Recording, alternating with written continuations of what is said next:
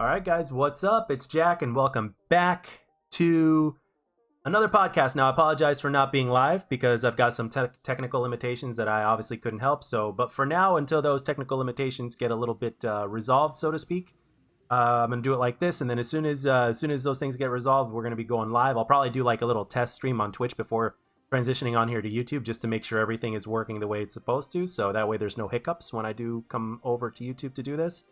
But yeah, that's it. Now I hope you enjoyed the fun little intro. I hope you enjoyed I hope you're enjoying the background. And for those of you guys that choose to get involved in the comments section, you guys can actually choose what color theme you want in the background. But we're gonna go more into that in a little bit. But right now, I gotta introduce my guest host. My guest host today is somebody who I consider one of those very rare people.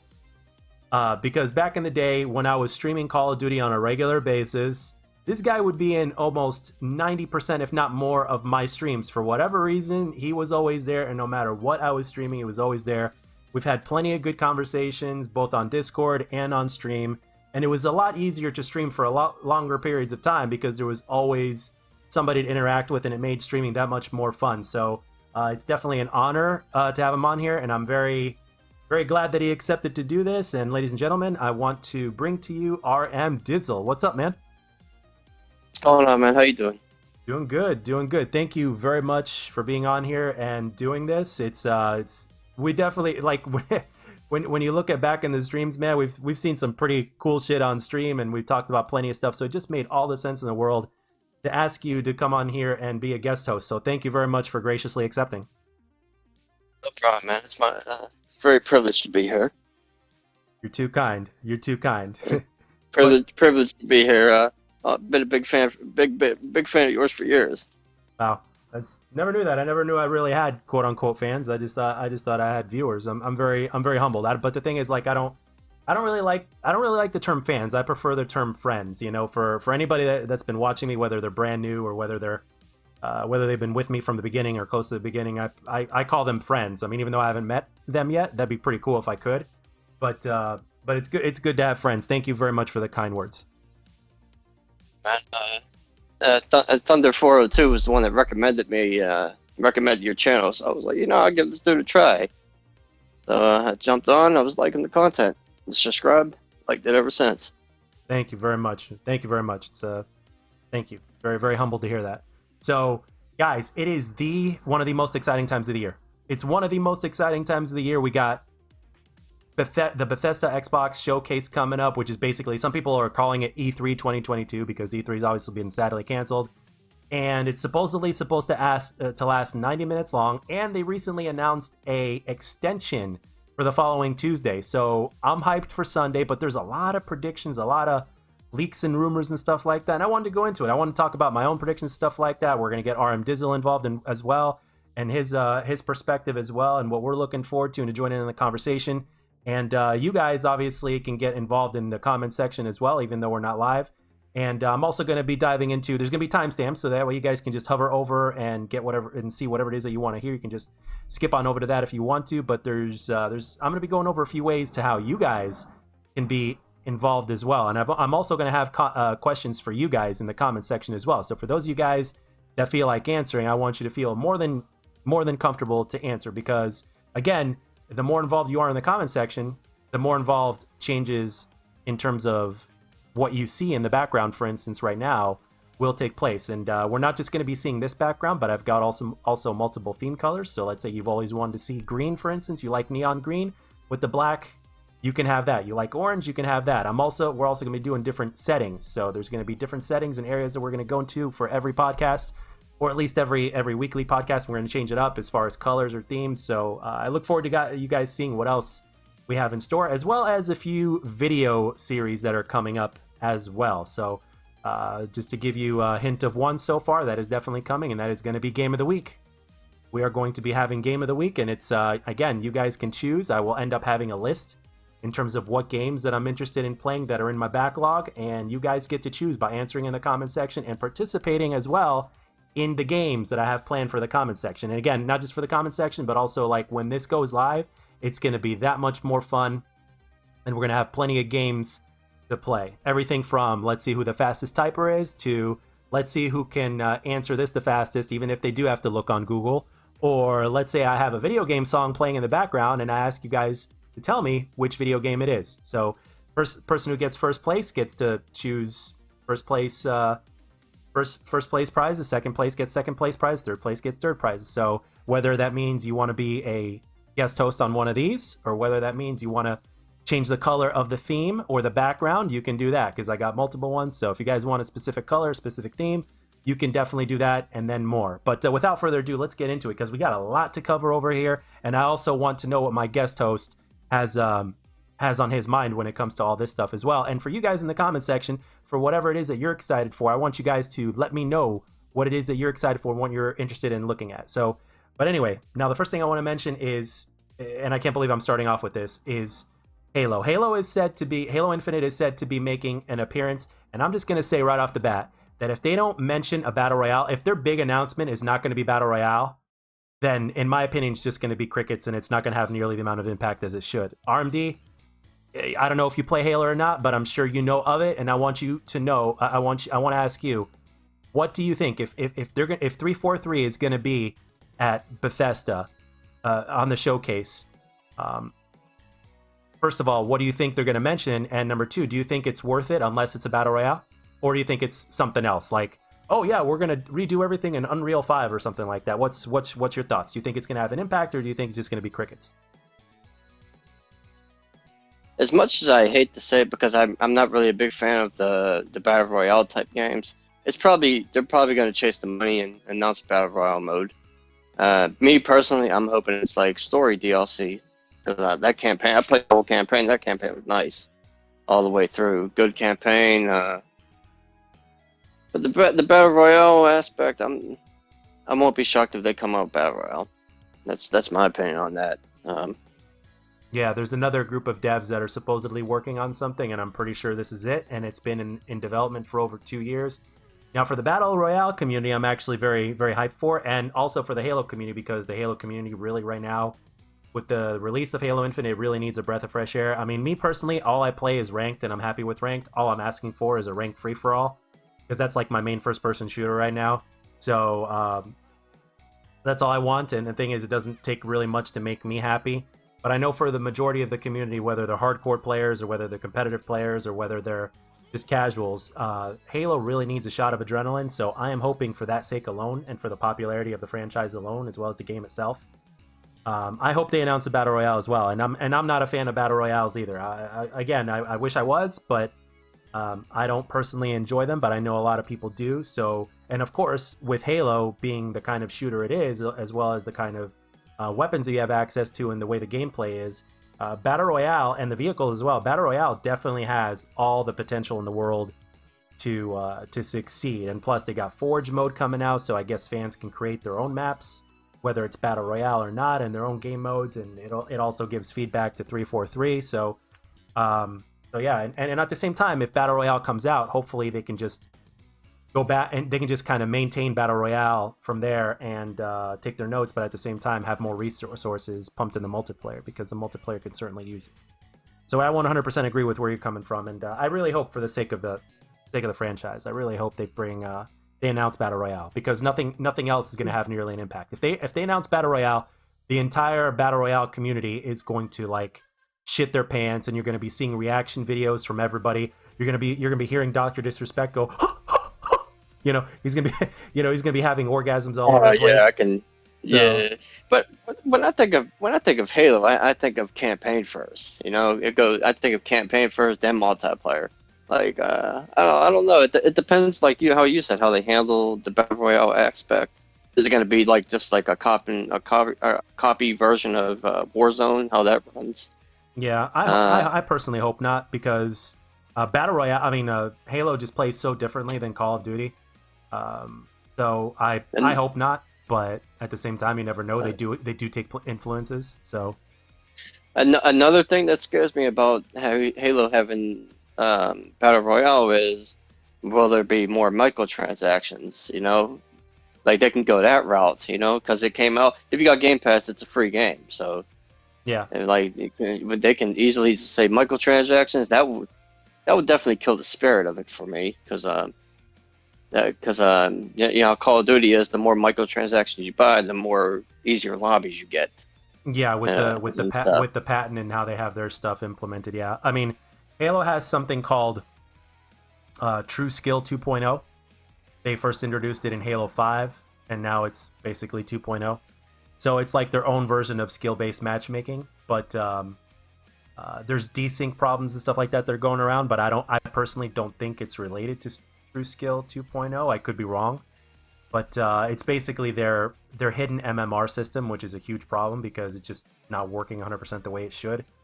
I mean, I'm right now I think I'm a Diamond 5, and I play solo, and I just use my headset as like a speaker. I don't even put it on because I know it's a fucked up system, and I know that if you want to get further along past Diamond 3, Diamond 4, Diamond 5 into Onyx rank, you got to have at least one or two teammates and communicate, or else it's just not happening, especially with the MMR system, where a lot of times it will give you teammates that are they just don't know what the hell they're doing. So it's like the only thing I take seriously in that game as of right now is for the ranked is my battle rifle shot. I absolutely love the battle rifle in that game. I love the strafing speed and stuff like that. And when the connections are good, the game is quite fun to play. And it would be even more fun without the damn desync issues, but that's not something that we can... That's something that we're going to have to wait for a fix on, hopefully, and hopefully it doesn't plague the game like Heavy Aim did in Halo 5. But Halo, as far as Battle Royale is concerned, I think has all the potential in the world, but it is a free-to-play game. It's a live service game, quote-unquote live service. And but I don't think you need Game Pass for the multiplayer. You only need Game Pass if you want the campaign. So for multiplayer, if Battle Royale is going to be considered multiplayer, which Yeah, I it forgot obviously that. is. Yeah, if the Battle Royale... I forgot the multiplayer was always free from the start, right? Yes. You don't even need Game Okay, Pass. yeah. I don't even think you need Xbox Live Gold, to be honest, for that one, honestly. So the thing is with Warzone, or excuse me, Warzone, with Battle Royale, or whatever the hell it's going to be called, like, people are going to be You know, flocking in. I just hope they don't add stupid stuff like, you know, how Warzone added Godzilla and King Kong. I just hope Halo don't go that route with the Battle Royale. Add stupid stuff like that. We'll see. You We'll know? see. I mean, I think at this point, I think people just want Battle Royale, and they don't give a hell. They don't give a damn what form they get it in, as long as it's playable and as long as it follows the basics of what Battle Royale really is. So, because a lot of Battle Royale players, they want something new to play, so they want, you know, they're a lot of them are getting tired of Warzone. You know, they keep going back and forth between Fortnite and Apex Legends, stuff like that. I think Apex Legends having skill-based matchmaking is one of the things that kind of, as well as Fortnite implementing it, I think it's one of the things that kind of put a stain on that game's fun factor, so to speak. I don't think it ruined it completely, but they put a stain on it. So, and at the same time, putting bots in somebody's lobby is not nearly as satisfying as, you know, playing against real people. So, but I guess casuals don't know the difference or don't care for the difference. So, because that's who the majority of players are, you know, players like yourself or myself or some of the people even watching this, we're the minority. So they need to go after That's them. another thing about scope. Sorry if I interrupted. Yeah, you're good. That's another thing about skill-based matchmaking. Not skill-based matchmaking. My fault. Battle Royale. It attracts sweats. Like a lot more people will come right into it because Battle Royale is a hot topic right now because these days. Yeah. No, it could. Like you Dr. Disrespect. Obviously, he's like real good at the game. Everybody wants to be like him, so they're gonna be watching his videos trying to see how he plays, and that creates sweats right there. Yeah. But the thing is, if you're a good player, you're always going to be playing a higher percentage of the people because if they implement a version of skill-based matchmaking in there, you're going to be seeing harder lobbies than somebody like Timmy No Thumbs, who only plays, you know, maybe an hour or a few hours a week, or just maybe on weekends here and there, that just doesn't have the most experience, doesn't have very good aim and stuff like that. So, again, you know, I understand, you know, that they don't want these guys getting their ass handed to them left and right to the point to where they don't even play or leave the game. But yeah, I mean, that's just the way it is now. Thanks to the internet and content creation, even myself to an extent, you know, because my gameplays, you know, when I posted Call of Duty videos, I put good gameplays on. So even to some extent, there's been more influence and there's a higher percentage of good players out there through the power of the internet. But the fact does remain that the majority of players are not very good. So they need to appeal to those guys, unfortunately. But hopefully they find the right balance. Who knows? I mean, we'll only find out. There's only one way to find out. So yeah, go ahead. The one game that had good balance, you remember Splitgate, right? Yeah, I remember Splitgate. Yeah, Splitgate. That game, I actually thought that had good skill-based matchmaking for some odd reason. It wasn't giving you two sweats, but it was giving you easy and hard at the same time. It was like right in the middle, perfect. Yeah. When SM Squared comes out, I'm sure it's going to have a good balance as well. I mean, no, it's hopefully they take notes from some of this. And speaking of Dr. Disrespect, he's making his own game. Him and along with Nade Shot and 100 Thieves, they're making their own game. So oh really? Yeah, really? Yeah. And Dr. Disrespect's Midnight Society, they even have Robert Bowling, 402, the guy who was, Robert Bowling from Modern Warfare 2. Yeah, he put skill-based matchmaking in Modern Warfare 3.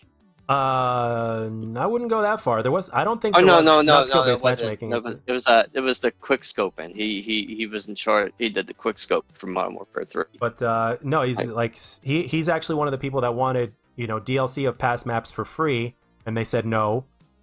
He also wanted Last Stand out of the game, which it was, and then they put it back in. So at the end of the day, it's Activision's word, it's the publisher's word. So there's nothing that even he could do. So Dr. Disrespect has him as well. So they said there's NFTs in their game, which a lot of people are already sour-mouthed about. So it's going to go either two ways. It's just going to be another cash grab, and they just want a piece of the money and become billionaires, just like Activision was. Or they want to do good by the community. So only time will tell. Or they can find a right balance to where it's like, So, but we'll see. Dr. Disrespect, he used to work for Sledgehammer, right? Yeah, he designed the maps for Advanced Warfare.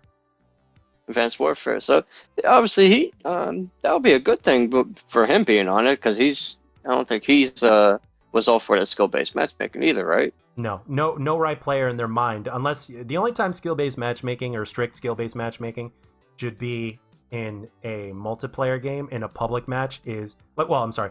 The only time strict skill-based matchmaking should be in a game is for competitive, like for ranked. That's it. Everything else should be obviously connection first, and then obviously those really low skilled brackets players like for instance, let me give you an example, like people that have never touched a controller before, or people that have certain disabilities. Those I understand being in protective brackets. I 100% agree. But with that being said, people with handicaps, like missing fingers and disabilities and stuff like that, or people that have certain other disabilities to where they have really, really slow reflexes or stuff like that, or people that are mentally disabled to a certain degree. I think they should be in protective lobbies, but at the same time, while you keep those people in protective lobbies and then you keep the competitive side, with strict skill-based matchmaking correctly as it should be, pubs need to be, or social need to be, ping is king, and with a much, much softer version of skill-based matchmaking. And I do believe it belongs in there, but not much softer. Like skill-based matchmaking was even in Black Ops 1 and Black Ops 2. But it was just much much softer. That's all. It was just reasonably balanced. It was ridiculous, because I remember one of the Call of Duties, I think it was Sledgehammer games. Sledgehammer Advanced Warfare, that's the name of the game. I couldn't remember it. I was only at 1.4 KD, and I was getting matched up with people that was in the 2 KD range. And I was straight up asking people in the lobby, "What is your KD?" And they were telling me they were like a 2.5. One was like a 2.5. One was like over a 3, and I'm only a 1.47 KDR. Yeah. And that's just not fair. If you're like a 1.4, you should be matched up around somebody with the same KD as you. Yeah, well, that's what technically speaking, that's what skill-based matchmaking is supposed to be, playing against somebody your own skill, and then putting more time, putting more practice, and then eventually getting better to where you're going to start facing the other, that's where a ranked system comes in as well. Because at the end of the day, it shouldn't even be about, if it's competitive, it shouldn't even be about what your KD is. It should be about wins and losses. Simple as that. This is my take on skill. If you're going to have it, it's okay if you want to put me in a lobby here and there against my own skill, but then you should give me a break by putting me in a lobby that is much more easier than that lobby. You know what I'm saying? Yeah. But at this, and the thing is though, there's a reason why good players or or even average players or slightly above average players, there's a reason why we don't play against bots because it's not as satisfying. So if we were to get lobbies that were too easy, that would not be satisfying. Like if we were to get lobbies that were like Swag's lobbies or K3's lobbies, for me that wouldn't be fun at all. You know, so I like a balance. Like give me one good player on the other team. You know, give me like a couple of medium players or whatnot that are there, and then and everybody else could kind of be like, just figuring things out. So it's got to be a balance, man. Now the lobbies they give you, it's like they take the best player in the lobby and they give them 5 complete scrubs to carry. Oh yeah, and plus there's skill-based matchmaking, and you're going up against good players. Yeah, I get it. That's kind of what Halo's been doing with ranked. Yeah, that's what Halo's been doing with ranked. A lot of people, including the pros, are pissed off about that. But anyway, before we move on to the next one, since we're on the subject of this anyway, do you think that Modern Warfare 2 will actually make an appearance at the Xbox Bethesda showcase? I know that there's still, obviously there's still Sony marketing behind it, but we know that the acquisition is going to happen in 2023 and it's going to be finalized in 2023. So do you think that there is a chance that some version of Modern Warfare 2 might be at the Bethesda showcase? I personally think no. Next year, definitely, but I personally think no. But do you think that there might be some sort of mention or something subtle or maybe a surprise? I don't know. What do you think? I'm gonna have to agree with you and say no to that one right there. But I think the Call of Duty, if it goes, I heard Xbox bought it up, right? So it's a possibility it's not going to be on PlayStation anymore, right? No, well, at least in the beginning they said they were going to keep it third party, but in the future it may not be. But here's the funny thing about that. The funny thing about that is, let's say they're about to finalize the deal, to where it's all set and done, because it's a lot of money and there's a lot of things to cover. So that's why it's taking so long, which is said to be somewhere in June or July of 2023. So we're talking a year from now. They said that the feds can actually put a clause in the deal to where they can prohibit Microsoft from making it first party, to where, no, this game has to remain third party. They can actually do that.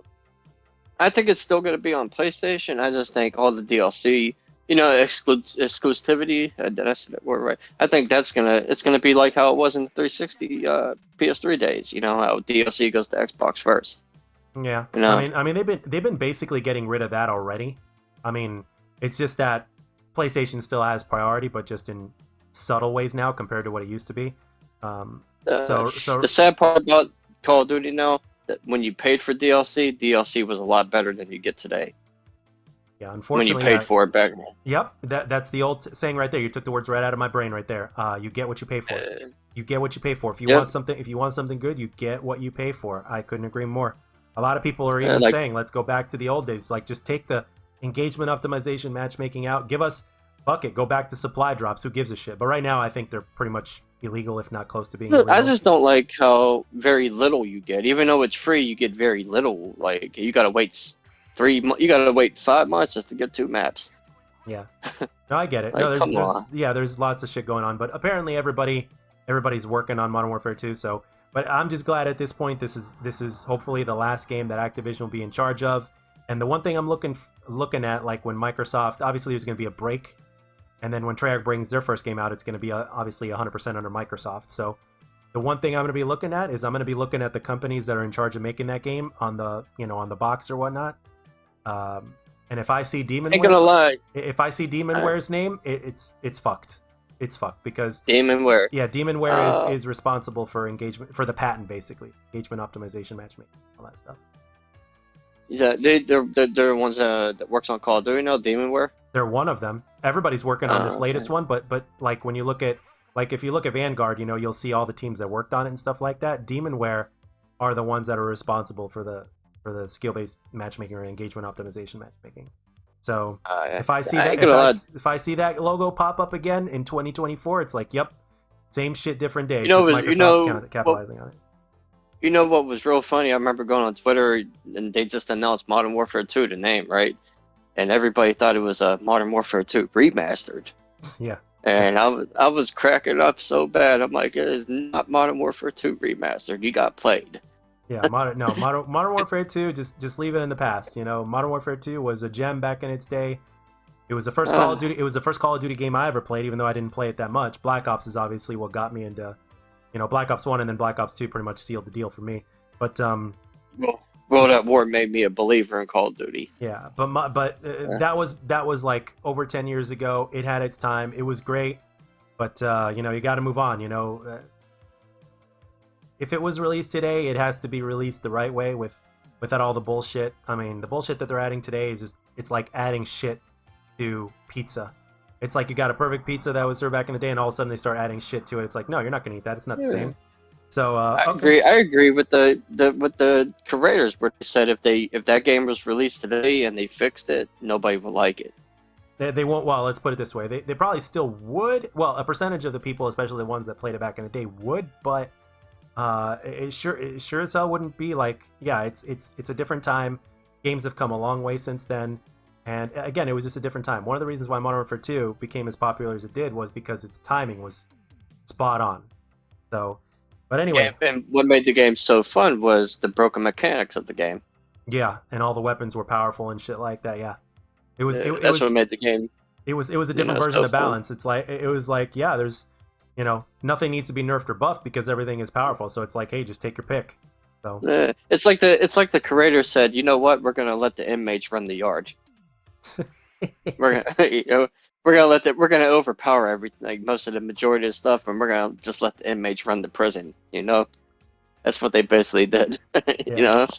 All right, we've talked about this subject for way too long, so we got to move on to the next one. So, Doom 3. Does Doom 3 make an appearance or an announcement? Yes or no? I think we get a little teaser. I'm going to say yes. Yeah, Doom 2016. Possibly, you know what? I'm hoping for a new Doom 3 game. I'm a huge Doom fan. I love Doom. Yeah. Doom 2016 was incredible. Doom Eternal was incredible. And I think we're due for at least a teaser. We get a teaser, my ass will be happy. I mean, both those games are great. The gameplay is addictive. So the next yeah, go ahead.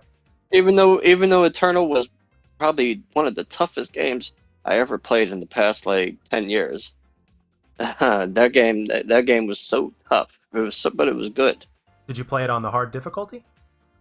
No, I played it on normal, and it made me almost go back to smoking. That's how hard the game was, and it made me stress out. Really? You were struggling with it that much? Yeah, because you know what? Because I haven't played a fast first-person shooter like that in a long time. Uh-huh. It was the speed, and that last boss was... Did you beat that game? I did. You played the last... I did. That last boss, oh my god. It was complicated for me. I'll say the least, But it was in a fun way to stress me out. It wasn't a bad way. It was a fun way. Like, I enjoyed the challenge. Yeah. No, I 100% agree. And that's one of the things that single-player games have over multiplayer games. I think people enjoy the challenge a lot more when it's a single-player game compared to a multiplayer game with frustrations and shit like that, because it's just you versus the AI as opposed to all sorts of different things that could happen in a multiplayer game. So, and I think that's one of the reasons why Elden Ring has become so successful, and rightfully so. The game gives you choices whether or not to engage. So whether you want to explore the world and get stronger and then come back and fight that boss, you can do that. Or whether you want to straight up get a challenge, you can do that. And there's different ways of doing it. You can have different classes. You can have a melee class. You can have a magician class, or whatever they call it, or a mage, or or whatever. There's different ways to approach any given situation. And the game is quite large. It's got a ton of replay value, and it rightfully so is a contender for Game of the Year. I personally... You played Elden Ring? Elden Ring I have not played yet, and I'll tell you why. I've seen tons of footage. Tons! I've watched tons of stream, tons of videos. But the reason why I haven't is a couple of reasons. Number one, I'm playing so many different games now. And number two, I know that if I start playing it, I would become so obsessed that I wouldn't play anything else, which would also have... a negative effect on this channel, because I want to play so many other games as well for the channel itself as well. So especially now since I've rebranded and everything. So will I get to Elden Ring eventually? Yeah, and which would have obviously get me to play the other Souls games I never got into. So, I mean, it's just a combination of the fact that being in the mood for it and then diving in. I think it would be, for me, it would have a bigger effect than Lego Star Wars did, because when Lego Star Wars came out, I couldn't believe this happened, but I played like 47, somewhere to 47 to 50 hours or something like that in the first week of that game's release. And I had no idea that I played it for that long. I thought I did like 30, 35 at best, but I looked at my time played and I saw high 40s and I was like, oh my fuck. So I was shocked. So I think Elden Ring would do that worst with me. I think I would be doing that for weeks at a time. Although my nephew always tells me to play that game. He played it on PlayStation. He got P Platinum and everything. He said it was a great game. Yeah, no, Lego Star Wars: The Skywalker Saga is a very good callback to the movies, especially the classics as well. Everything that they did in that game, so good. I mean, it does get a little bit repetitive, but at the same time, you're not doing like, you know, they did upgrade the gameplay a little bit, so it's more fun to play, especially in the shooting department. But it's still a Lego game at heart. It needs to be a Lego game because that's what Lego games are. But the music is spot on. The cutscenes are spot on. The humor that they added is spot on. It definitely has the Star Wars feel to it. They 100% did it right. The game looks good. It plays good. If you're a Star Wars fan, if you're a Lego fan, you should not go without it, in my humble opinion. Lego Star Wars was done very well. You know, I mean, not perfect by any means, but a game like that's not meant to be perfect either. But Lego Star Wars was done very well. So, okay, now... did you want to say something? Oh no, I'm good. So, all right, yeah, I'm ready to go. I'm ready to go on. So while we're on the subject of Doom 3, there's another game that is whispered to be making an appearance, and that is a remake or a resurrection, so to speak, of Quake. Now, back in Quake Champions, which was only on PC, even though that game was free to play, but you had to pay for champions or whatnot, right? But it was free to play initially, you know, with like the default champion or whatnot. Or they would rotate them after a while. What happened was, even though that game was free to play and everything, and it was a damn good game that played very well and it was very, very Quake-like, that game ended up dying. And one of the reasons why I think that game ended up dying is because even though it's just PC, it is a very difficult game. Like, I could tell you this, like, and I've been told this from the horse's mouth by one of the best FPS players that I've ever seen play. He basically told me, like, if you get good at Quake, playing Quake will get you better automatically at other FPS games because of how quick and how demanding and how consistent you need to be with your aim, your reflexes, your accuracy, because of the speed of the game and all that kind of stuff. And I think for a majority of the people that played that game, it was very difficult and frustrating for them, so they just left. So if Quake does make an appearance for the Xbox Bethesda Showcase, which I am assuming they're also going to have a console version of it as well, it's like they got to do it right, because the exact thing happened with Doom 2016's multiplayer. The multiplayer in that game died off, even though it was solid and I loved it to death. It died off because a lot of noobs, a lot of the population just got away from it because it was just too hard for them, and the only players that would prosper were the players that had like a certain level of experience and a certain level of dedication, and you know, and that's why that game died. So it's like, if Quake does make an appearance, now obviously the single player is something that people would be interested in as well, like myself included, because Quake and Doom play very similarly, right? So how in the world do they reach that balance? Do you think they should like slow it down, so to speak? I mean, what is your opinion on that? If they were to do it for console, as well as, you know, obviously cross-platform play, like between Xbox and PC, like, do you think they should slow it down? I mean, what do you think needs to be done in order to reach that balance and to keep players coming back, both casual and competitive alike? What do you think? That's what we're talking about. They're the ones that make Quake, Bethesda? Yeah. Okay, Bethesda is never known for slowing things down. They always, their games are always complicated when they come out. That's how they make their games. Okay, you look at Wolfenstein. Like, you go back to Wolfenstein, even though that was a single player game, that the campaign was pretty tough to play. You know, it's Bethesda. That's how they design their games. I don't think they changed it at all. Yeah. No, I don't think it's. You know, Is it Bethesda or is it within one of the things Bethesda? But anyway, at the end of the day, it's like, yeah, the guys that make games like Quake or Doom, they're not known to slow down. That's for sure. It's like, but at the same time, I understand. I'm mainly a console player. Obviously, I haven't touched PC in I think over a year now or whatever. But I can tell you this though, I can understand why PC players would be like if I'm against aim assist being too strong. I don't want aim assist to be. It's not Bethesda. I made a mistake. It's not Bethesda.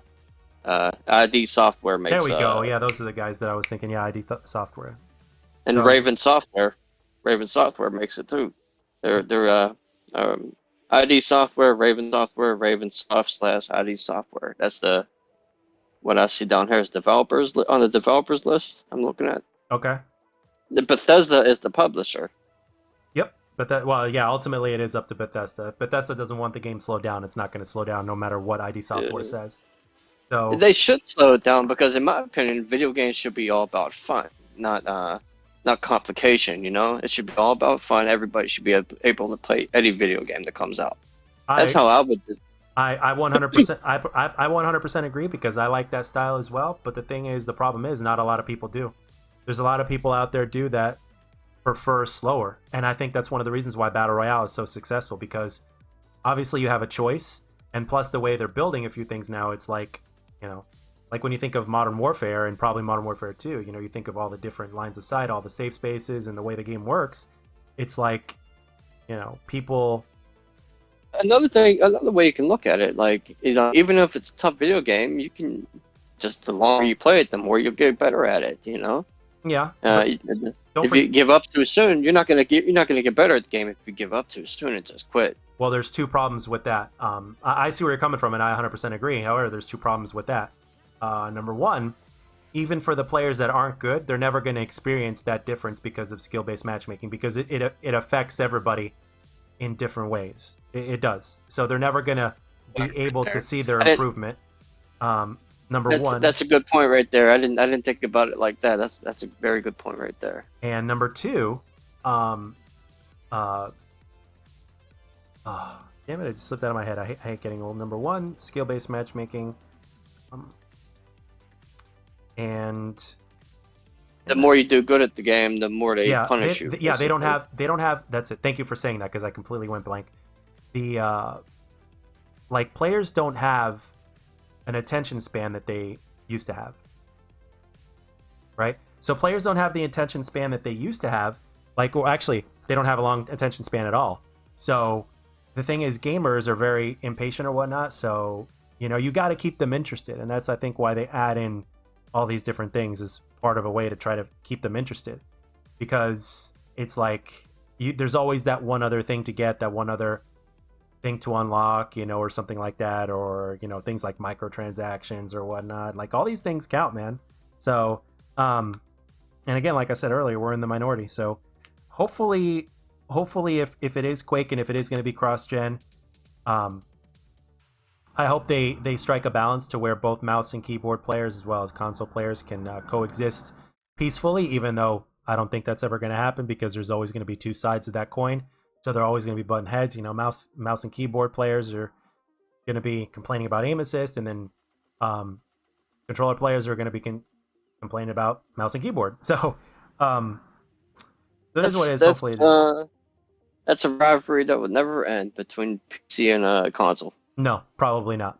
But at least, hopefully, they at least give players the option to choose whether or not they want to have crossplay on or off. So hopefully we get to see Quake. Let me know, guys, down in the comment section. Let me know. Do you think Quake will make an appearance? The next one I want to talk about, and I know Half Ton Hammer would definitely be interested in this because he's a big fan. And one of these days, I'm getting him on this cast. Half Ton Hammer, if you're listening to this, I'm telling you, man, get on here. Wolfenstein 3. There's been whispers that Wolfenstein 3 is going to make an appearance. Do you think that that's going to happen, or do you think we're going to have to wait another year? I'm hoping it happens. I'm a huge Wolfenstein fan. I'm definitely hoping it happens. I've seen tons of gameplay, especially ever since Half Ton Hammer's been telling me about it. Like, it's one of the games that I have on my backlog to play. It's one of the games that I want to have in the background of either a podcast or whether I do Game of the Week or something else. Hint, hint. There are more types of videos coming, guys. There's going to be green screen involved and everything like that, and I can't wait for you guys to see it. So, you would love Wolfenstein. You ever play that game? I have yet to touch it. I have yet to You'll touch love it. You're gonna love it. If you ever play it, you'll love it. Like I played all three. I played 1, 2, and Old Blood. it. Have they All three great games. have they updated the frame rate for Xbox Series X and S, or no? Or is it still 60 or whatever? I haven't played it on the Xbox Series X. When I played all three on PS4. You know, I didn't try them on the new gen. Mm-hmm. But if I had to take a guess, every game I played on Xbox Series X, it always run flawlessly. Right. Yeah. No. All the games run really well, but the one thing, obviously, when playing a first-person shooter for me now is Difo said it best, and he was right. He told me, he's like, once you experience 120 frames or more, you're never gonna want to go back. And since that day, I never have been one to go back. I was like, holy shit! Like I was shocked. It's true, because I played Back 4 Blood on Xbox Series X, and I went back to my Xbox One and played it. It was a whole different ballpark playing it back on the old gen. I did not like it at all. Yeah. It's kind of like trying to persuade the new age of players to go back and play a game that you grew up playing on, which had completely different graphics and completely different gameplay, with technology that isn't up to par today. Which brings me to my next game that I want to talk about. Now, I'm excited for this because I'm all about remasters, especially of a game that came out during my time, and I didn't play it during my time, but I did play it later on thanks to Game Pass, and that's Banjo Kazooie. Dude, they're talking about that they're doing a complete remaster of Banjo Kazooie, and it's going to be on Game Pass, and that it's coming out, and it's going to have all the bells and whistles, it's going to have the graphics and all that.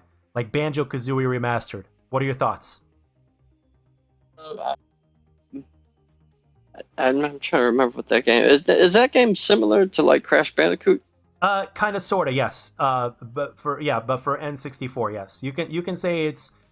Let's put it this way: when there was a big debate later on between Nintendo fans in the N64 era of which game was better, Banjo or Mario. By the way, let me know down in the comment section, guys. Are you Team Banjo or Team Mario 64? So it was between Mario 64 and Banjo Kazooie. You're like Banjo. He got actually, obviously, he got a banjo as an instrument in the game, right? He's got the little backpack, and he's got a bird with him. I never played the game personally. My daughter my daughter played it back when she was like maybe 6 or 7 years old. Okay. And one of the days, it was an Xbox One game, right? Well, it's on Game Pass in the arcade section, so even if you have a 360 game, you can still play it. And my daughter loved that game, and she used to play it like all the time when she was a kid. So I used to watch her play it. Looked pretty cool. It's a classic platformer, N64 style. If they did remaster it, I'll actually give it a try. Yeah, I think the cool thing about remasters is obviously for old guys like us that grew up in a different generation of gaming, to come back and see the difference in graphics is great. And at the same time, it's something that we can tell, the younger generation of players, be like, hey, now that they got the updated graphics with the updated frames and all that kind of stuff, and the game plays better, come and play this so that way you can experience what I experienced as a kid. Now, you got to remember, I like this because this came out so many years ago, because back then, those games looked great on the N64 and stuff like that. That was revolutionary back then. But back then is not what is now. So I think that's one of the two things specifically that I think is great when they bring back remasters. There's obviously the nostalgia factor for us old folks, and at the same time, for those fans of retro games or for the new generation of gamers that wanted to try something that we have been talking about for years or have brought up, whether it was in video form or just regular conversation in real life. I think that's one of the things that is very, very appealing to for that. So yeah, okay, let's move on to the next one. Killer Instinct. Now, as we know, back in 2013, out of nowhere, Microsoft brought Killer Instinct back. I grew up playing that game in 1994, 1995 in the arcades. One of the most nostalgic games I ever played. One of the best fighters in history, in my opinion. A lot of fun to play. The sound was amazing. The music was amazing. And then in 2013, they brought it back, and they had 2 seasons of it. And ever since the 2 seasons, it has been crickets. Other than the people that still play it, obviously. And the netcode ended up being good, and it ended up being a very good competitive fighting game with the mechanics being amazing. There's whispers that Killer Instinct might either, like I would think they would either get a season 3, or they would just make a full-on sequel, Killer Instinct 2, and bring it back. They've even made documentaries about it, and there's even big YouTubers like Maximilian, who I watch, that are in full support of that game making a resurgence or a sequel or whatnot. And especially since, even though Street Fighter 6, which has been announced and shown, and people have gotten their hands on it already, and there's more and more information coming out on that, even though Street Fighter 6 is multi-platform, still, that's usually something for PlayStation, especially since the last game was on PlayStation only. So it's like, since Killer Instinct is Xbox exclusive, I think this would be the perfect time for them to kind of capitalize for the fighting game genre. Plus, there's rumors that maybe sometime down the line there would be like some sort of acquisition of Warner Brothers and NetherRealm or whatever. It's like, that would be nice, Mortal Kombat, but that's probably later on down the line. They probably can't buy anything now because of the Activision thing. So, Killer Instinct, do you think that there's a chance we might see it? But that game deserves to have. That game deserves to be like. What's wrong with Killer Instinct? Everybody, not enough recognition for it. I'm hoping it gets a sequel to it, not just a new season. A whole sequel. Yeah, you and me both. That was a good game. Very underrated, if you ask me. I remember when Xbox came out, you got that game for free if you had Xbox One. Correct. That was actually the first game I downloaded when I got my Xbox One. I went to the thing and I downloaded it, and I was like, wow, this game looks really pretty. It plays really good. Yeah, this was back in 2014. I used to watch Fisticuffs. You remember? You know who Fisticuffs I remember is, right? Fisticuffs from the old golden days of Call of Duty. Yeah, I remember him. He streamed it like when he first got his Xbox One. He downloaded. He streamed it like every day religiously for like straight 2 months. I used to watch it like all the time. An underrated game. I hope it gets a sequel. I agree. I 100% agree, and I hope Microsoft brings it back. So next, one of the games. Yeah, go ahead. Did you want to say something? No, I'm ready to go to the next subject. Okay. All right, next game, Redfall. Now, this game is obviously like an open world co-op survivor horde mode type of game, so to speak, but with its own story against vampires. So we're not going up against zombies. We're not going up against... They showed that in the vampire game. Yeah, they haven't shown any gameplay though. It got delayed. It was supposed to come out this year, and it was supposed to be one of the big hits, exclusive. So word has it now that it's going to come out in the first quarter of 2023. But it's a first-person shooter, and it's a co-op game, or you can play with AI, I'm sure, single player. But it's going to have its own elements and stuff like that, and we're finally going to get gameplay. So what are your thoughts on Redfall? Is there anything specifically that you would be looking forward to in a game like that in terms of because there's other games out there like Back 4 Blood, there's zombies, there's horde mode, there's firefight and Halo and stuff like that. So obviously Redfall is going to be a single player game with its own story. So what are you looking forward to on that? What are you wanting on that? First of all, I can't wait to see the gameplay. The trailer they showed, the gameplay, whatever that was, that actually looked pretty cool. I think it's gonna play out like Back 4 Blood, 4-player co-op. It's gonna have like missions like that. It could possibly be like a Back 4 Blood, I'm excited to see that. I can't wait to actually see that game. Yeah, so am I. It's one of the ones that I'm looking forward to. As far as new IP is concerned, Redfall is one of my most anticipated games. I really want to see what the gameplay is like, because the gameplay is everything. Don't get me wrong. I love graphics just like everybody else, right? Just the way I love a beautiful woman, right? Like I think any man, you look at any man, I'm sure any man would definitely go on a date with Wonder Woman, right? I mean, she's a beautiful woman, right? But at the same time, gameplay is what keeps the longevity going more than anything. For me personally, some other people prefer graphics that keeps them coming back because they just love watching what they see. But at the end of the day, I would put graphics over gameplay. I would put gameplay over graphics. But there are players out there that put graphics over gameplay. But for me, I really am wondering what are they offering that is going to be the addictive factor? Is it going to be like the amount of weapons? Obviously we're not expecting Borderlands weapons, like the amount of weapons like Borderlands has or whatnot, or who knows, or maybe that's something that they might have, but I don't know. We'll see. But another feature I heard that's going to be in this game is parkour. Like it's gonna have like parkour element to it, like how Dying Light is. Okay, or like Sunset I heard, Overdrive. yeah, I heard it's gonna have like some parkour. I'm not. I'm just going by what I'm hearing. I'm not saying it's confirmed in the game, but I heard it's gonna have some kind of parkour in it, like Dying Light. I don't mind. I wouldn't mind that. I'm all about movement. It's obviously going to be a first-person shooter, so I don't mind it. And you know what makes me believe that? You're vampires. Vampires are they're most of them are fast and agile, right? Yep, and there was one in the trailer that was flying as well and stuff like that. So yeah, it would make sense, and at the same time, it would also make sense for every player. Like because there's obviously different players you can choose to play as. For every single one of them to be a specific type of parkour player. You know what I mean? To where they specialize in different abilities. To where teamwork will really be the essence in terms of taking hordes down and stuff like that in different ways. And at the same time, for certain players that like to play certain ways, they get to choose everything. Like, for instance, if you have a passive player that just likes to sit behind cover and to shoot shit, they would have a player that does. Another feature I wish is in the game, since you're vampires, you get to suck on necks, you know, like vampires do, suck blood. That'd Like, be kind of cool. That'd be kind of cool. And like, I wish he'd like come on, like I want to see something like that, you know? You know what? I think that would be a good idea for DLC, post-game DLC. Yeah. Or let's say it could be a hidden feature in the game. Like if you beat the game on the hardest difficulty or something like that, all of a sudden it's like boom, now you get to play as the vampires. Yeah, or you know, because if you're in that game, no, like say again, health packs, that will make no sense because health pack ain't gonna help a vampire. How about like a blood pack? Like you get like or you can like do packs of blood, and they'll be like your power ups. Damn, now you got me thinking, man. Now you know what? I'm thinking health pack for humans, auto regen but just slow for vampires, and you can have a multiplayer element humans versus vampires. Oh. Yeah. Because if you're vampires, so it will make no sense to have first aids in the game. Like those are for humans, not vampires. Mm-hmm. You know.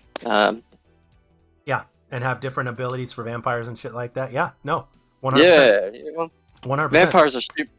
Vampires are superhuman. You know, you gotta jump 10 feet in the air to like do stuff like that. That would be actually pretty cool. Yeah, and I'm glad it's coming to Game Pass day one. It's one of the games I'm looking forward to, and I'm very happy for the success of Game Pass, man.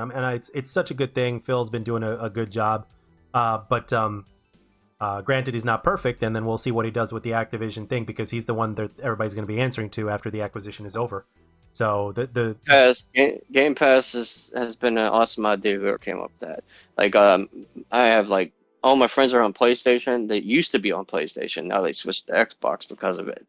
But what about now that PlayStation has their own tiers of stuff? What is like? Are they going back to that? Or? No.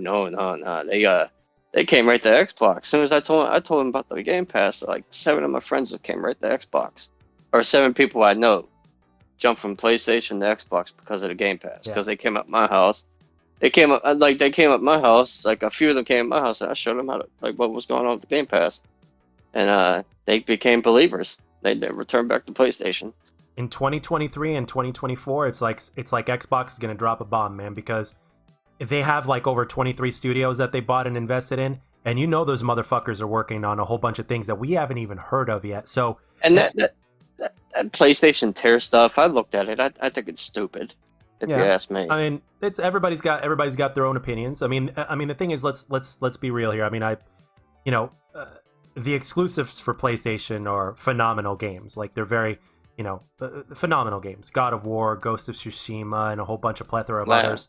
Spider-Man, Last of Us. So the games that they make are great. It's just like Sony is just like there's only one thing I'm gonna say about Sony that I don't like at this point because I like it all. I like Xbox for what they do. I like Sony for what they do. I like Nintendo for what they do.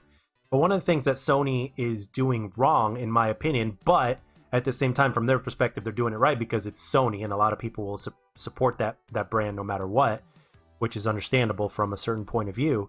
But they're a little anti-consumer. They could be a little bit more consumer friendly, but at the same time, Xbox is no saint either. I mean, I don't like the fact that both Xbox and Sony required internet connection for you to have access to your games that you bought. That's the one thing I don't like at all. You got to have internet now to play your games. Yeah, I don't like that. That's why I bought my little arcade machine here, man. In case there's ever, Yeah. in case we ever end up not having internet for a certain period of time, I got this bad boy, and I've got like I got like about 10,000 games on it. Classic, everything up from the old classic arcades up to about PS1, N64. I'm good to go. I personally think the $300 investment was well worth it. And at the same time, I get to play a whole bunch of other shit. I mean, I get to play Turtles in Time. I get to play games that I grew up on, games that I wanted to play as I grew up on, but didn't. Speaking of which, there's one other game that I wanted to mention on this. GoldenEye is pretty much confirmed. Like GoldenEye is going to be on. Yes, and it's going to be on Game Pass. The achievements have already been leaked that they're on Xbox. On Xbox. On Xbox? On Xbox. Oh my god, I can't wait to play that. Yeah, I bet you on the day. I'm willing to predict that on the day of the announcement on Sunday, after like when they announce it, they're going to be like available on Game Pass right now. GoldenEye 007. Yeah, and I think that there's going to be more games that they're. And you know what? Another thing that I want to mention is the fact that there is going to be. I have this feeling that there's going to be a game that is going to be mentioned and announced that we do not know about. Like, they're going to manage to sneak something under there that has not been leaked that nobody knows about. There's always the possibility that could happen. So that's something that I would, that I would be excited for to happen.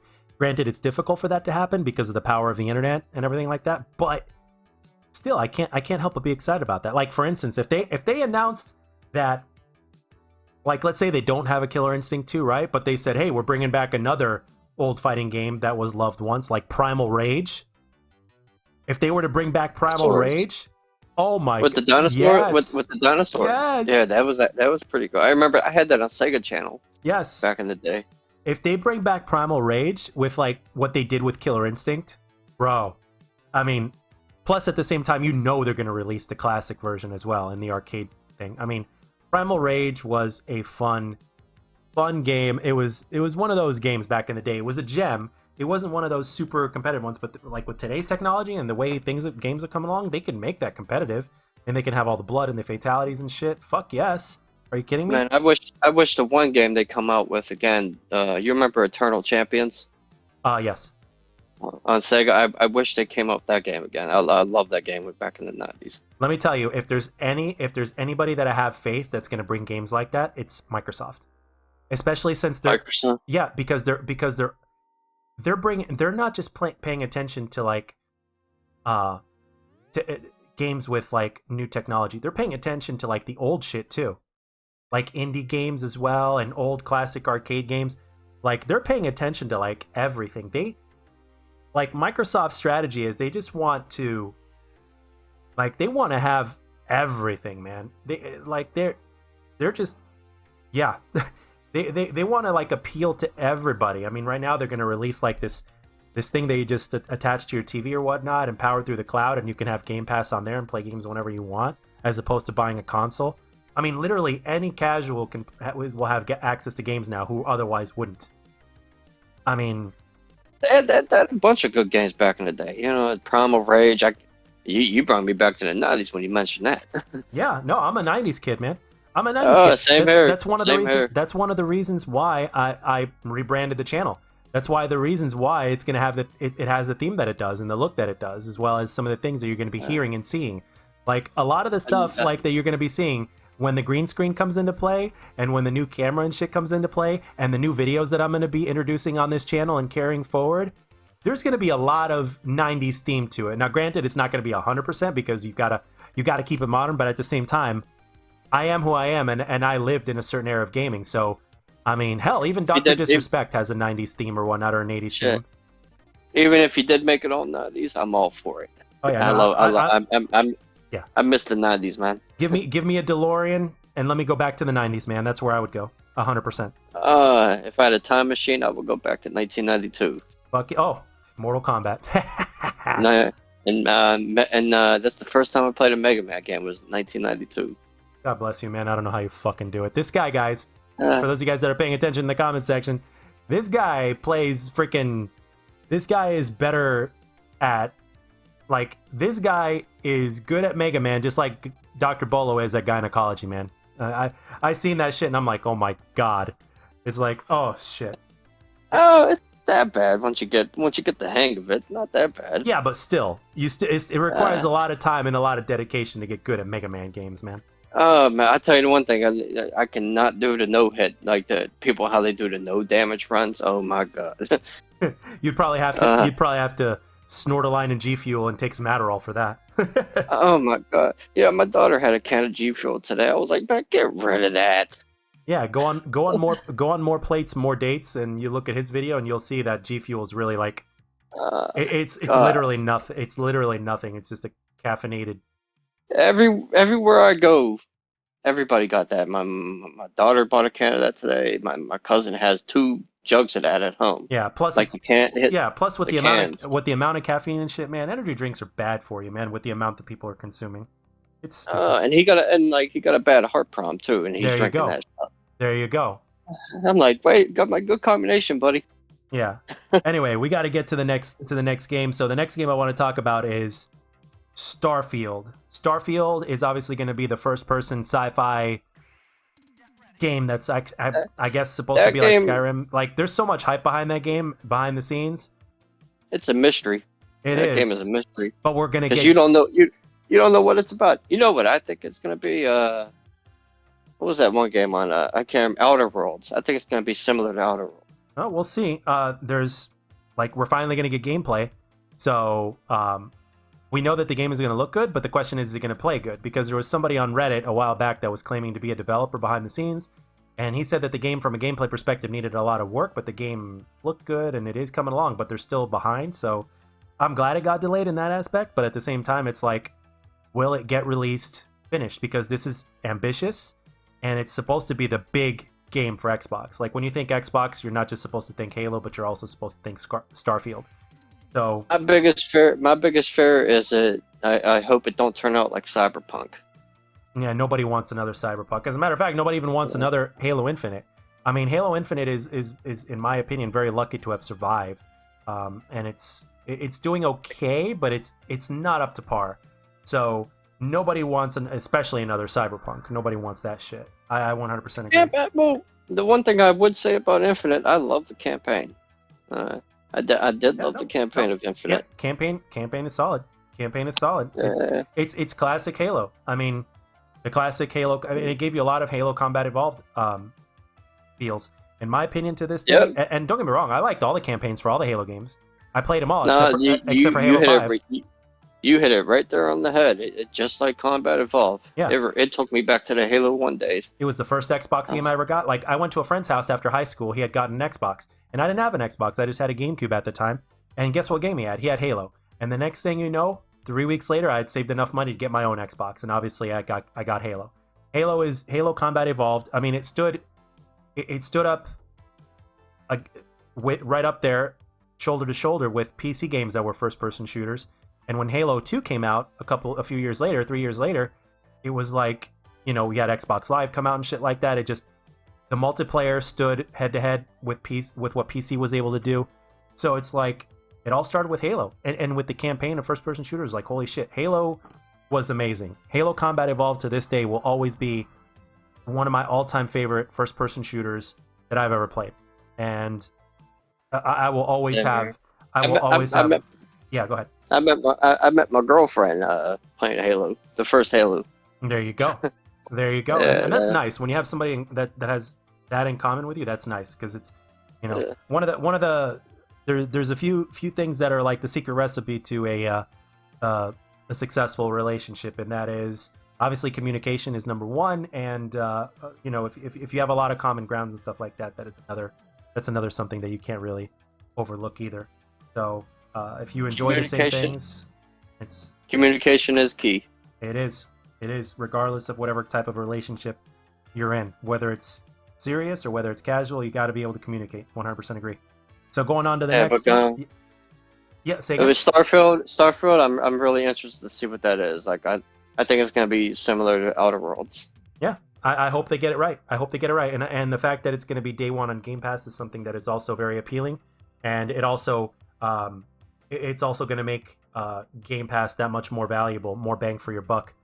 Some people are even saying that they're going to get rid of Xbox Live Gold. I personally don't think so, because $60 a year is still $60 a year. So I seriously doubt The it. only, But I think they're gonna the have. only way they They, the they, only way they can get rid of the only way I think they can get rid of gold is if they adjust the prices of the Game Pass prices. yeah, but I think that's gonna piss a lot of people off. Speaking of Game Pass prices, they did announce. Well, not announce, but there's word that they're gonna have like a family member plan for Game Pass. You know, so like if you have like A a month one. like a family member Game Pass, like up to 5 people or some shit like that, something like that. I don't know. So That would be sweet if they adjusted the price. You know how they got 15 and 45. They should like come up with like a yearly subscription, so I don't have to do it every 3 months. yeah, oh no, I mean they basically have Game Pass Ultimate. I mean basically for 100, like if you have regular Game Pass along with Gold and stuff like that, I think it's 120 or some shit like that. And then you got Game Pass Ultimate though, which is like 180 a year. So you got Game Pass for PC, you got Game Pass for console, and you got like Gold. So for 180 bucks a year, you know, wham bam. So I would pay 120 a year for the Game Pass, but I love Game Pass. yeah, and you get Gold. I mean that's basically, I mean every game is like worth what, $60 to $70. So it's like Yeah. it's like you're saving a ton of money and you get to play a shit ton more games. And look at what you're gonna get for free, especially with all the games that are gonna be coming out. Plus you got the Activision, Bethesda, Activision Blizzard and Bethesda and shit. You're gonna have all the Diablo games, the Call of Duty games on there. They just put Ninja Gaiden on the Game Pass. Yep, and that's the gameplay in the background. Ninja Gaiden Sigma 2. Oh yeah, great. I love those games. So do I. I bought an original Xbox just for getting Ninja Gaiden. Yep, no, Ninja Gaiden was great. I played it when I was 19, and I got so obsessed with it that I beat it on every single difficulty, except for the Master Ninja difficulty. I played it on. Yeah, I don't blame you. I couldn't beat that game mode either. But it was fun though. It was a hell of a lot of fun, and I enjoyed it. So, all right, so let's move on to the next one. Gears of War Collection, just like they did with Master Chief Collection. They're saying that there's going to be a possibility of a Gears of War Collection, with all the bells and whistles, with the graphics, the frame rates, and you know everything, like the multiplayer and all that. Like the same kind of treatment that the Master Chief Collection got, they're going to do with Gears of War. Do you think that is a thing? Yes or no? And what do you think of it? Like every single game, like 1 through 6. I think it's going to be like the original 3 or the original 4. I'm not like, I think they're going to start with the original 3 and then they're going to build up, you know, adding more, just kind of like they did with the Master Chief Collection. Or it could be all 4 or 5. Who knows? I don't know. We haven't officially been given anything, but rumors say that it's going to be, I think, the first 3 at least, and then I think they're going to build from there. Wrong, Gears of War. That's a fantastic franchise right there. You cannot go wrong with that. Yeah, Gears. I love Gears for the campaign. Multiplayer, with all due respect, not my thing. But the campaign is great. I don't know. I like it'll be great for fans who haven't like played it in a while. I played every single one ever since I went back to Xbox. Yeah. The only Gears of War I never played was Judgment Day. I think that's Gears of War Judgment. Judgment. That's the only one I never played. Judgment. It's on Game Pass. It's on Game Pass. And, I played every single one except for that. Now, the big thing I wanted to also mention was, speaking of Activision, like there's word that a few of their games might be announced for Game Pass, even though the acquisition is not fully over yet. Do you think that that's bullshit, or do you think or do you think there's actually some truth to that? My opinion is that it's bullshit, because even though the deal has been, like, they agree on the deal and everything like that, it hasn't been finalized. So therefore maybe they can't do it, or I don't know. Maybe it was part of the deal to sign or something like that. I don't know. What do you think? I'm gonna have to agree with you on this. I think it's a bunch of bullshit, because I never I didn't hear much about it. Could just be all speculation, you know, just he say she say stuff, not true, but I think it's I don't think it's gonna happen. I think that's false. Yeah, I think we're gonna have to wait till 2023 for that one. So, all right, so. Before we go into the surprises, there's one more little thing I want to talk about, and that is the rumor, and this is a big one. If this were to happen, this would be quite large. There is a word that Hideo Kojima, the brilliant creator of some of the best games ever, like Metal Gear, for instance. He also did Death Stranding. Oh yeah. Great, he's a good dude. He's good designer. And He's good. he does not look like he's 60 plus years old. That man looks He, young as hell. he's 60. It's over 60. Damn, he looks like he's about 30. Word has it that he is signing on with Microsoft. Signing on Microsoft. Yeah, because he was always doing shit for Sony and shit. So now it's like, I'm hoping it happens because that means Death Stranding's coming to Xbox. Yeah, and then some, Possibility. And then more stuff. Possibility. Yeah, that man is definitely, he's got so much wisdom in the gaming scene. He's obviously made some of the best games ever made. He's been around forever. And it would be really good for Microsoft to have a powerhouse like him, and with his level of experience and all that kind of stuff. Plus, let's be real here. I mean, Microsoft has a shit ton of resources. So, like, if they were to give that man the keys to a good amount of resources, just think about what that man could create. Like, if they get him, let's say, for instance, let's say Sony kind of held him back in one way, shape, or form in terms of like creative vision and stuff like that. Imagine if Microsoft just took the shackles off and basically said, you know what? Even though they took what you want, even if it was just a small part of his vision that they kept out as Sony, if Microsoft were to say, okay, you're free to do whatever you want, like a man like that, of his talent and his wisdom and experience in the gaming world, like he could take that little concept and turn it into something fucking huge. What do you think? He's like an evil scientist. He's an evil scientist. You give him anything on, like, he can do whatever he wants without restriction. Oh my god, he's gonna make a masterpiece. Did you ever play Death Stranding for PlayStation? I did not, because that game I kept on hearing like that. You want to hear some crazy things about what you do in the game? Well, hold on a second. Before you tell me that, well, one of the reasons why I didn't play it was because, like, it was just, again, granted, this is Kojima, this is signature Kojima, but it was just too story driven, not enough game. Like too much story, not enough game. So when I kept hearing that, I just kind of stepped away from it a little bit. Stranded? Yeah. Oh no, that game. When you first play it, it's just like every other game. It takes forever to get going, but once the game gets going, you wish it stopped. Really? Like, it's crazy. Like, the thing you do in the game, like, for example, your blood is your weapon in the game. That's how you kill monsters in the game. Your blood. Okay. You make bullets and stuff out of your blood. Bullets, bombs. You gotta have blood pouches on you, dude. So whenever you're shooting your gun, the pouches fill up with your blood, and then you gotta swap it off for a new pouch. It's crazy. Like, your blood's a weapon.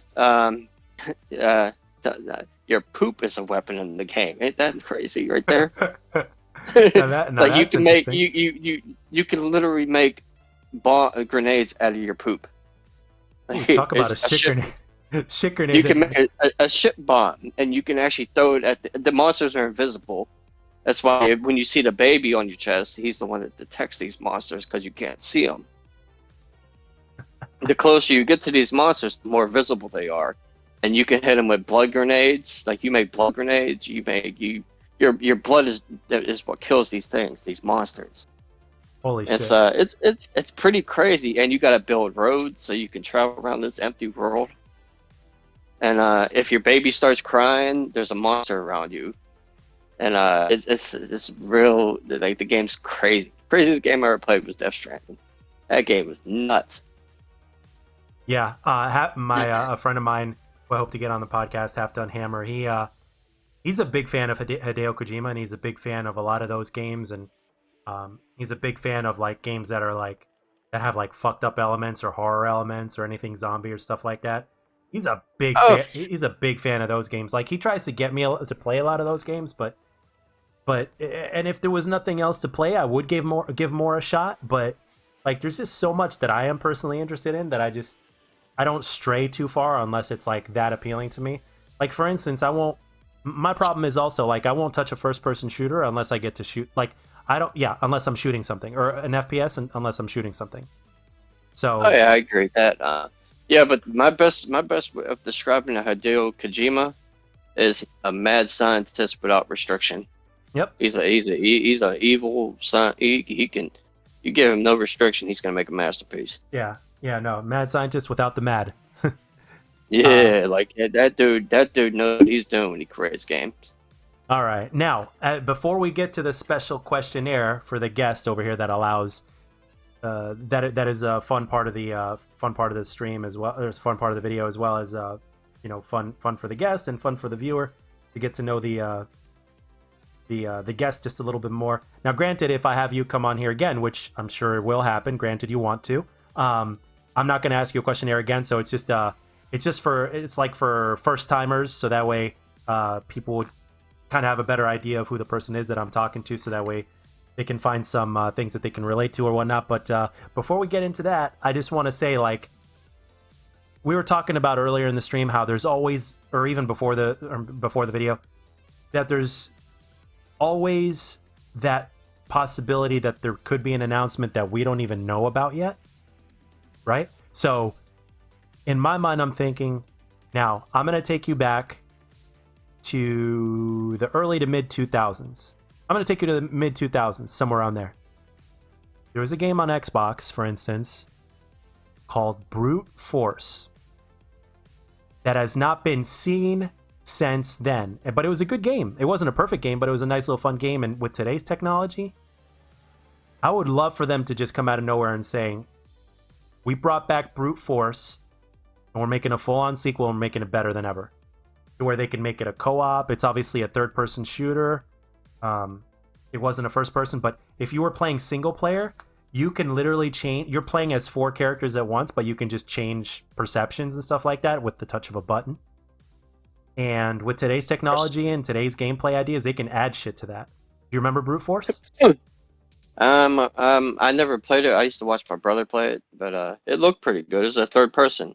Yep. Third person. Yep. Third person. I don't know much about the story, but it looked pretty good. Like, well, when that came out, it was 2003. I was hardcore in Ninja Gaiden. That's why I never really got around to Brute Force. Yeah, back in those days, man, I used to play everything. I was a multitude gamer. Right now, I'm going back to that, but at the same time, I still got to have my fix of like a certain multiplayer game. So right now, Halo Infinite is still doing it for me, despite the game's problems. But going back to the Brute Force, I would love to play that game if they came remastered it and came back out with it. Or Freedom Fighters, which was another third-person shooter that was like an amazing game back then, but it just never got a sequel or anything like that. So yeah, that would be a cool surprise. But yeah, what if there's anything that you could create from, like, if there's anything that you would want Microsoft to announce that you don't think would happen at least anytime soon, or that you want to happen? Do you have any ideas what that would be? Like something that you would personally want for yourself? I wish they would remaster Fusion Frenzy from the original Xbox. That's a classic, Fusion Frenzy. Yeah. I remember that. I love that game where you roll around the little cages and stuff. Yeah, that was a party game, right? It was a party game. You do the jumping, jump, duck. Oh, and man. It was that thing that spins, and you gotta jump, duck, and it just keeps getting faster and faster. Dude, you just gave me an idea, man. Hey, let's put it this way. All right, let me put it to you this way. If they remaster Fusion Frenzy, we're gonna get on stream, and we're gonna play, like, with the chat. We're gonna play Fusion Frenzy together, and whoever ends up having the highest score from the chat or whatnot gets to pick their prizes that they want from the stream or whatnot, or from the video.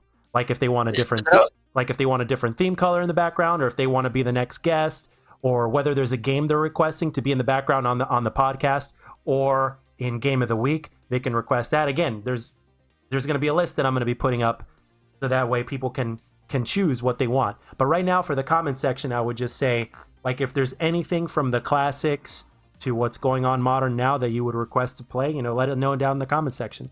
Again, respectfully speaking to Battle Royale, I just don't enjoy it, so I apologize, but I'm not gonna play Battle Royale. But yeah, let me know. I mean, and again, Elden Ring, I kind of already went into why I'm not playing Elden Ring. I think it would totally consume me, and especially since, like, I'm also like, I'm going back to my roots. So I know my friend Ronan still plays to this day. He platinumed the game. He still plays the game. He's probably playing it because he's like playing it with the different classes that you can set up. So that way, it's like if you're doing magic, it's a little bit easier. If you're doing melee, it's a little bit harder. So I think it's like between all the different classes. I mean, that game has so much replay value. I mean, if there's a game you're gonna get Elden Ring. Another game I wish they would come out with is Max Payne. Make another Max Payne. Can you imagine that? Can you imagine that? Oh man, Manhunt's another game I wish that would come out. Is that Xbox or was that just PlayStation only? You remember that game, Manhunt? I do not remember, to be honest. I don't.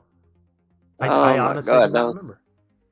If you ever got a chance to play that game, don't pass up on it. It's a great game. It came on It was on PS2. Okay. But it was a great game. Rockstar made it. Oh, Rockstar can't commit wrong. When GTA 6, Rockstar made it. When GTA 6 comes out, man. Yeah, you were like a convict, and you got let out on the streets, and everybody's hunting you. And you gotta survive against all these maniacs. You get gruesome kills. You get to kill people. You get to saw their heads off. Put their head on your back pocket like a trophy after you saw their head off. That's fucking awesome. You can hook their head on the back of your pants, leave it there. Yeah. Because you can use it as a distraction to lure people to you. Yeah. You know how you could throw a glass bottle and make a sound. Yeah. No, I get that. Yeah. I totally get that. If you ever get the chance, YouTube it. YouTube some gameplay. It's pretty good game. Rockstar made it, so you can't go wrong with that. Like you said. I watch gameplays a lot, and comments for the comment section. I want you to let me know, what game would you like to be brought back remastered? Any game at all.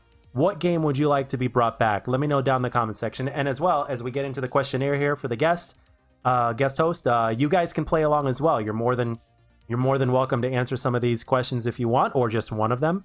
And let me know down in the comment section so that way I can simultaneously get to know the people that are in my comment section as well, especially when we go live. When we go live, you guys can take place in this live. And again, I got plenty of games in mind. It'll be a lot of fun, and I can't freaking wait. It's going to be a hell of a lot of fun. Now, we're going to go into the questionnaire of the day for our guest. So without further ado, let's get into it. Now, the inspiration to this comes from the Inside the Actors Studio that was hosted by the late James Lipton. Rest in peace, my friend. And he interviewed actors, and it was so good. And one of my favorite parts, when I first used to watch it up until later on as I grew up, was the questionnaire at the end, because they were just fun questions, and at the same time they were real. So without further ado, I've kind of done a little mock-up, slight different version of that. So without further ado, here we go. So RMD, what is your favorite word? My favorite word? Yes, sir. Yins. I'm from Pittsburgh, so I always say yins all the time. Okay, I like that. What? Y-I-N-Z. That's how you spell it. Y-I-N-Z. Y-I-N-Z. Okay, that's good to know. I'm sure somebody in the comment section that's hearing this is gonna be was thinking, oh, how do you spell that? So, I'm from Pittsburgh, so that's my most used word is yins. All right. If anybody from Pittsburgh down in the comment section, let me know down below. All right. Next question. What sound or noise do you love?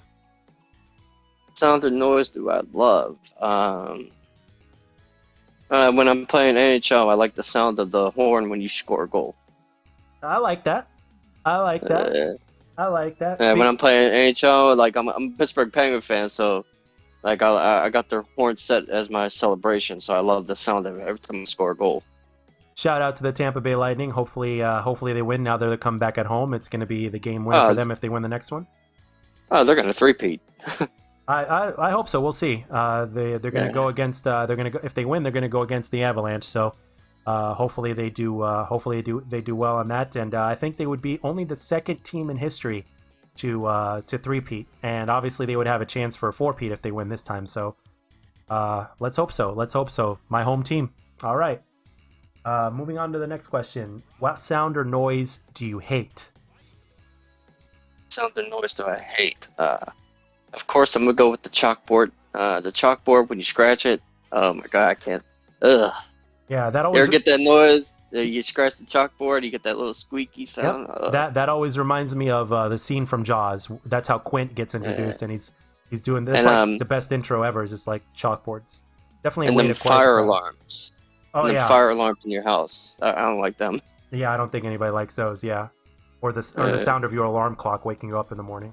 Hate that. oh, I hate that. Yeah. All right. What is your favorite food? My favorite fruit, I like manicotti. Nice. I'm a Italian guy. I love manicotti. And All right. hamburger French fries too. Hey, no, you can't go wrong with a good burger. Can't go wrong with a good Oh, burger at yeah. all. Very good. Very good. Cats or dogs? Both. Okay. Both. Well, I prefer dogs, but I love cats too.